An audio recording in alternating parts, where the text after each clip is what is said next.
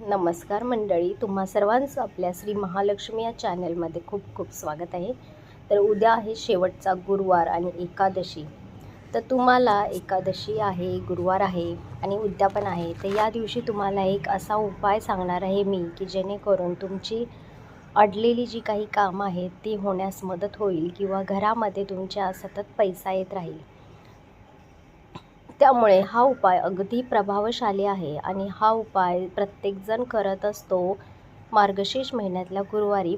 पण शास्त्रज्ञानुसार जर एकादशी आली असेल तर हा सर्वोत्तम दिवस मानलेला गेलेला आहे की हा उपाय करण्यासाठी. तर काय करायचं आहे की तुम्हाला गुरुवारी नित्यनेमाची तुमची जी काही देवपूजा आहे ती करायची आहे. सकाळी लवकर उठून तुम्हाला पूजा मांडायची आहे. पूजा मांडून झाल्यानंतर तुमच्या घरामध्ये अगदी प्रसन्न वातावरण तुम्हाला ठेवायचं आहे. दरवाजामध्ये रांगोळी असेल, घराला तोरण लावायचं आहे आंब्याचं आणि अशा पद्धतीने तुम्हाला घरातील पुरं वातावरण तुम्हाला ठेवायचं आहे. त्यानंतर तुम्ही तुमच्या टाईमनुसार तुम्ही तुमचं पुस्तक वाचून घ्या आणि मातेची पूजा झाल्यानंतर तुम्हाला संध्याकाळी तुमच्या घरी जेव्हा महिला किंवा कुमारिका तुमच्या घरी येणार आहेत त्याच्या अगोदर तुम्हाला ही सेवा करायची आहे. काय करायचं आहे की तुम्हाला 7 फुलवाती घ्यायच्या आहेत आणि एक तुम्हाला पंती घ्यायची आहे. पंती ही मातीची घेतली तरी चालेल आणि या फुलवाती तुम्हाला त्या मातीच्या पंतीमध्ये तुम्हाला ठेवायच्या आहेत. 7 फुलवाती घ्यायच्या आहेत आणि त्यानंतर त्या फुलवातीमध्ये तुम्हाला तूप टाकायचं आहे. लक्षात घ्या, ही सेवा फक्त तुपानेच केली जाते, ह्याच्यात तेल चालणार नाही. त्यामुळे तुम्हाला या सेवेसाठी तुपाचाच उपयोग करायचा आहे. तुम्ही भले 1 चम्मच टाकाल तरी खूप आहे, पण यासाठी तुम्हाला तूपच टाकायचं आहे. आणि हे तूप टाकलेली जी वातीची पंती आहे ती तुम्हाला महालक्ष्मी मातेच्या समोर तुम्हाला ठेवायची आहे.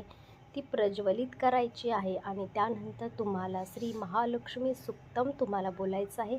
लक्षात घ्या, ही सेवा तुमच्या घरी महिला किंवा ज्या काही तुम्ही कुमारिका तुमच्या घरी येत असतात. उद्यापन म्हणजे काय असतं की जेव्हा तुम्ही एखादी प्रत एका जरी महिलेला दिली तेव्हा तुमचं ते उद्यापन पूर्ण होतं, म्हणजे तुमचं ते व्रत संपतं.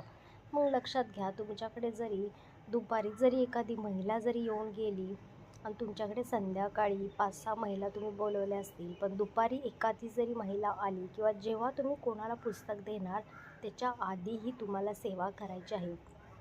त्यामुळे तुम्ही शक्यतो ही सेवा सकाळीच करून घ्या, म्हणजे दिवसभर जरी तुमच्याकडं कोणी आलं तरी खाली हात जाणार नाही किंवा तुम्हाला त्याला काहीच सांगावं लागणार नाही. त्यामुळे शक्यतो तुम्ही सकाळी तुमचं पूजा झाल्यानंतर तुम्ही पुस्तक वाचलं आणि लगेच ही सेवा जरी करून घेतली तरी खूप छान आहे. आणि त्यानंतर सुक्तम वाचून झाल्यानंतर श्री महाविष्णू गायत्री स्तोत्र तुम्हाला बोललं तरी खूप उत्तम आहे. नाही बोलायला जमलं तर तुम्ही मोबाईलवर सुद्धा तुम्ही कामं करत करत ऐकू शकता, तेही खूप चांगलं आहे. आणि या जो निरंजन आहे 7 वातीचा, त्याने तुम्हाला माता लक्ष्मीला निरंजन करायचं आहे, आपल्या घरातील देवांना निरंजन करायचं आहे आणि आपल्या घरात जे काही फोटो असतील देवाचे त्यांना निरंजन करून हे पूर्ण घरामध्ये तुम्हाला फिरवायचं आहे. तुमच्या घरामध्ये कपाट असेल, तुम्ही जिथं सोन्या चांदीच्या वस्तू ठेवता, म्हणजे महालक्ष्मीचं जिथं स्थान आहे आपल्या घरामधलं, आपल्या जिथं पैसा येण्याचं स्थान आहे, तिथून देखील तुम्हाला ते फिरवून आणायचं आहे आणि नंतर हे आणून माता लक्ष्मीच्या जवळ तुम्हाला ठेवायचं आहे.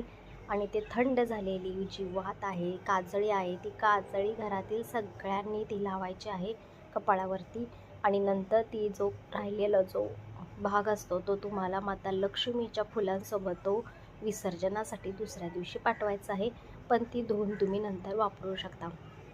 तर ही सेवा अगदी प्रभावशाली आहे. फक्त एवढंच लक्षात ठेवा की ही सेवा तुम्हाला जी तुमचं उद्यापनला महिला येणार त्याच्या आधी तुम्हाला करायची आहे. त्यामुळे तुम्ही पुस्तक वाचून झाल्या लगेच ही सेवा करून घ्या, म्हणजे तुमच्याकडे कोणीही नंतर आलं तरी त्याला थांबावं लागणार नाही किंवा तुम्हाला त्याला नाही म्हणता येणार नाही.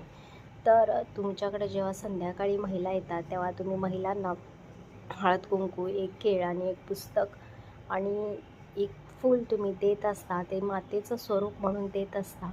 तर त्यांना एखादी वस्तू जी आहे औक्षणाची किंवा आपण सौभाग्याचं प्रतीक म्हणू शकतो त्याची तुम्ही दिली तरी अगदी खूप छान होईल. आपण संक्रांतीमध्ये जसं हळदी कुंकू करतं त्याच पद्धतीने हे देखील हळदी कुंकू असतं.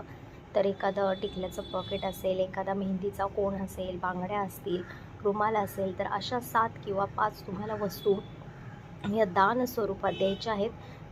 त्यामुळे सुद्धा हे जे दान करत असतात ते तुम्ही माता लक्ष्मीसाठी करत असतात. त्यामुळे ह्यासाठी तुम्हाला हात मागे पुढे घ्यायचे नाहीत. कुमारिका बोलवला, कुमारिकांना तुम्हाला दान करायचं आहे. तुमच्या यथाशक्तीने करा, 5 करा, 7 करा, 11 करा, काही हरकत नाही. पण या दिवशी मातेला समजून तुम्हाला कोणाला ना कोणाला काहीतरी द्यायचं आहे. जर नाहीच काही जमलं तरी आपलं एखादं केळ आणि फळ दिलं तरी छान आहे, त्यात पण काही अडचण नाही. तर अशी होती आजची ही माहिती. ही जर माहिती तुम्हाला आवडली असेल, हा जर प्रभावशाली उपाय तुम्हाला आवडला असेल, तर आपल्या या व्हिडिओला लाईक करा, हा व्हिडिओ शेअर करा आणि जास्तीत जास्त लोकांनी पर्यंत हा व्हिडिओ पोहोचवा.